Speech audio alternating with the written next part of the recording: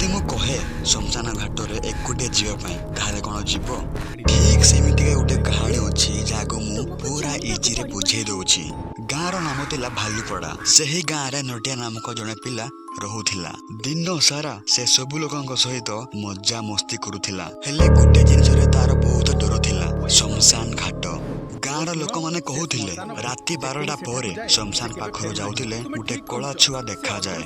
ନଟିଆ ଏସବୁକୁ ହସି ଉଡଉଥିଲା। ସେ କହିଲା, ଭୂତ ଫୁତ କିଛି ନାହିଁ, ମୁଁ ଆଜି ରାତି ଯାଇ ଆସିବି। ତା ସାଙ୍ଗ ଗେଣ୍ଡୁ କହିଲା, ପାଗଳ ହେଇଗଲୁ କି? ସେ ଜାଗାରେ ଯିଏ ଯାଏ ସେ ଫେରି ଆସୁନି। ହେଲେ ନଟିଆ ଶୁଣିଲା ନାହିଁ। ଗୋଟେ ଦିନ ରାତି 11:45 ପାଖାପାଖି ହେଇଥିଲା। ନଟିଆ ଲାଇଟ୍ ଧରିକି ସେଇ ଶ୍ମଶାନ ପାଖକୁ ଗଲା।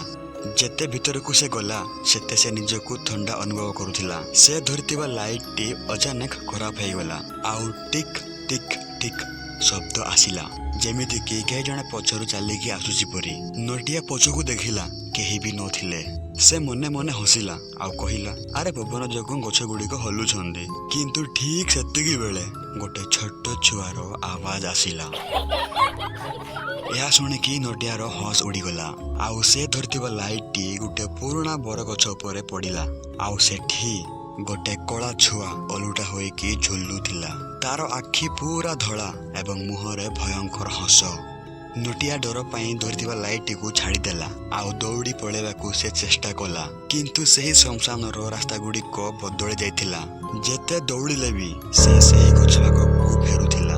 ଆଉ କେ ଜଣେ ତା କାନ ପାଖକୁ ଗୋଟେ ଆୱାଜ ଆସିଲା, କହିଲା, କିରେ ନଟିଆ, ଆସେ ଖେଳିବା। ସେ ଧୀରେ ପଛକୁ ଦେଖିଲା। ସେଇ କଳା ଛୁଆ ଠିକ୍ ତା ପଛରେ ଥିଲା। ପରଦିନ ସକାଳେ ସେ ଶ୍ମଶାନ ପାଖରେ ନଟିଆର ଲାଇଟ୍ ପାଇଲେ। କିନ୍ତୁ ନଟିଆ ସେଦିନ ପରଠୁ କାହାକୁ ଦେଖାଦେଲା ନାହିଁ।